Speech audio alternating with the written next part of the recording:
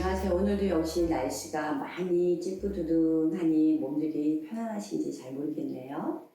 자, 이런 증상이 있으신가 한번 체크해 보시는 건 어떠신가 싶어요. 첫 번째, 피곤한 상황이 지속이 된다. 두 번째, 기력이 없다. 세 번째, 의욕이 생기지 않는다. 늘 나른하다. 그 다음에 몸이 무겁다. 두통이 있다. 뇌 압력이 좀 높아져서 눈의 시력이 내지는 눈이 불편하다. 이런 증상이 나타나는 것은요, 전부 다 뇌 척수액의 생성과 순환이 부족할 때 나타나는 현상이라고 합니다. 오늘은 지난 시간에 이어서 첫 번째는 혈액, 두 번째는 림프, 세 번째 뇌 척수액에 대해서 우리가 알아보기로 하지 않았습니까? 오늘은 이 세 번째 뇌 척수액에 대해서 알아보겠는데요.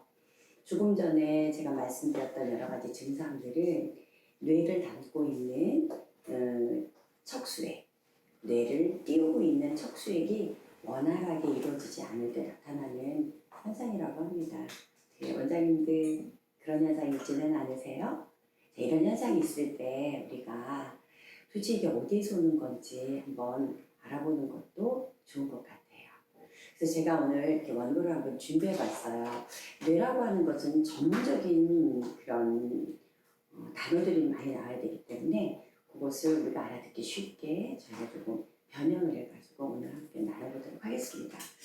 그래서 뇌척수액은 머리뼈 안과 그 다음에 척추에 내려오는 곳, 그러니까 이 두 곳에 있는 건데요. 이 뇌척수액은 약 알칼리라고 합니다. 그래서 추가되는 부분들은 뇌에서 보내는 모든 서버는 약 알칼리가 되어야지만 연결되는, 다시 얘기하면 부스팅이라고 해야 될까요? 이런 것들이 잘 돼서 전기적인 신호가 잘 발달이 된다라고 그렇게 합니다. 얘네들은 뇌의 조직 자체가 굉장히 연하고 순두부같이 말랑말랑한 조직이기 때문에 외부의 충격이 가해졌을 때는 파괴가 될 수밖에 없는 상황이래요. 그래서 얘를 보호하기 위해서 딱딱한 두개골 안에 있죠.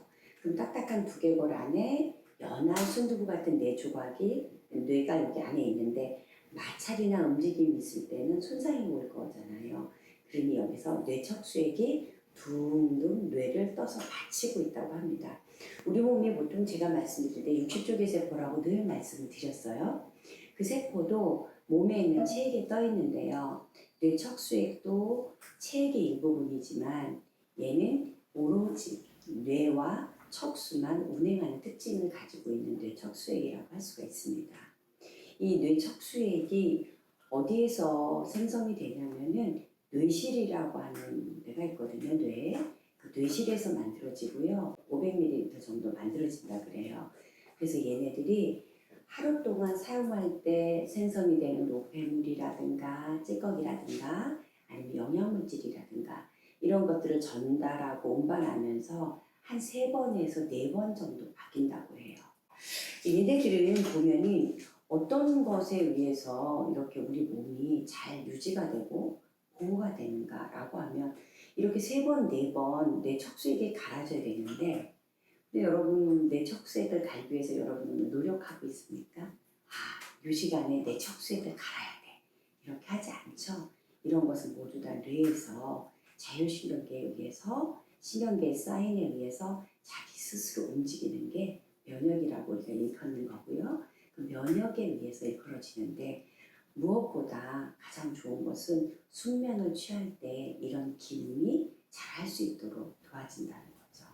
근데 저희가 사실은 그렇게 많이 숙면을 취한다든가 이런 일들이 많이 없지 않습니까? 많이 불면증이라도 있고 또 우리가 하루에 스트레스도 많이 받고 이러면 뇌척수액이 그것들을 전부 감당하다가 최종 버려지는 데가 있거든요.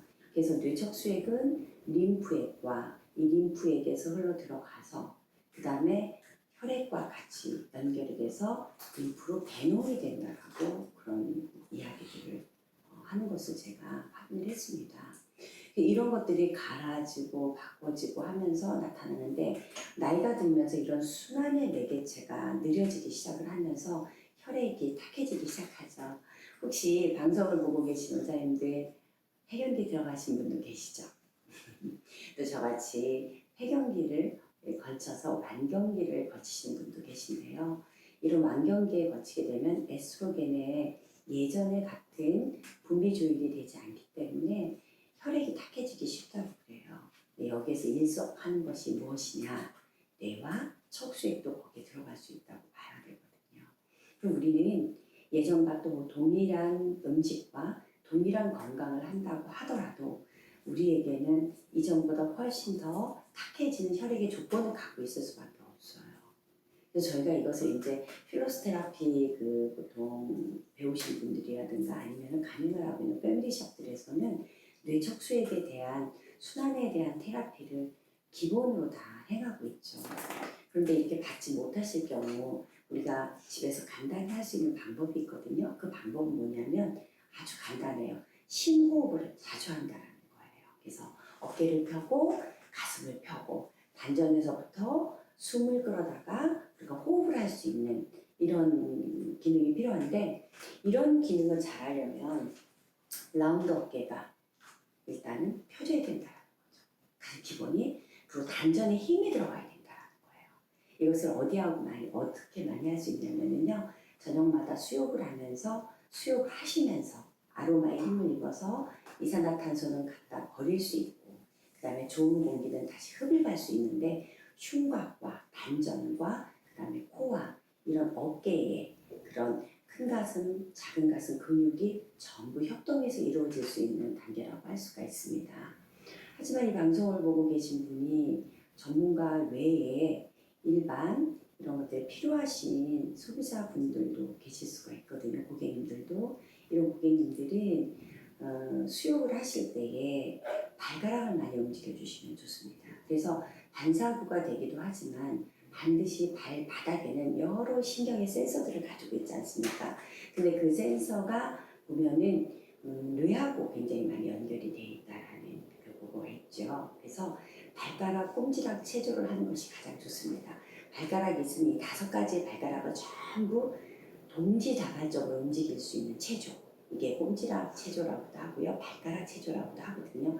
이렇게 하면서 발가락 5개를 쭉 폈다가 다시 오므렸다가 발을 안으로 말았다가 다시 폈다가 이런 작용을 하시게 되면은 내전근 안쪽에 있는 혈액순환도 물론 잘 되고요. 그 다음에 발가락에 같이 연결이 되어 있는 뇌의 신경도 많이 좋아진다고 합니다. 이런 방법이 있고 또 혹여나 저희 센터비를 방문하셔서 패밀리샵을 방문하셔서 하문이라고 하는 두피 아로마를 또 구입하신 분들이 계실 거예요. 그리고 저희 개발한 초록 벡터 웨이브가 또 있으실 거예요. 그러면은 요거를 3분의 1 정도 스포이드를 두피에다가 발라줍니다. 여기다 바르시고 그 다음에 이 하문이라고 하는 것은 순환을 도와주는 거예요. 뇌척수의 순환을 도와주는 거죠. 왜냐하면 얘는 식물의 에너지이기 때문에. 그래서 이 초록 갈산이 몸에서 뿜어나는 가스형 독소를 이 백토가 흡착을 할 수 있습니다. 이 백토는 우리가 떡도 만들어 먹었다고 하는 설이 있을 정도로 인체 무해하고요.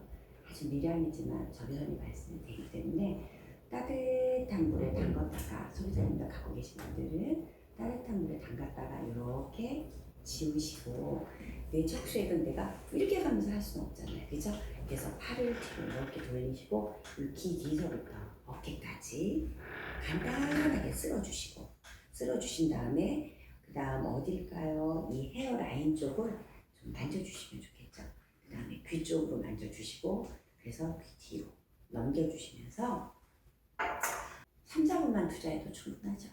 그럼 이렇게만 하셔도 금방 눈이 뿌였던 시각이 굉장히 맑아지는 것을 체험하실 수가 있고요. 또 수욕하시면 하시기 전에 이 방법을 같이 사용하시면 훨씬 좋습니다. 그래서 다음에는 우리가 소비자님들도 우리 고객님들도 조금 만져서 어디 부위를 자극할 수 있는지 이것을 첫 번째 혈액, 두 번째 림프, 세 번째 뇌척수액 요거를 영상으로 간단하게 올려드리도록 다음 기회도 만나 뵙도록 하겠습니다. 여러분 도움이 되셨다면 너무 감사하겠습니다. 다음에 만나 뵙겠습니다. 감사합니다.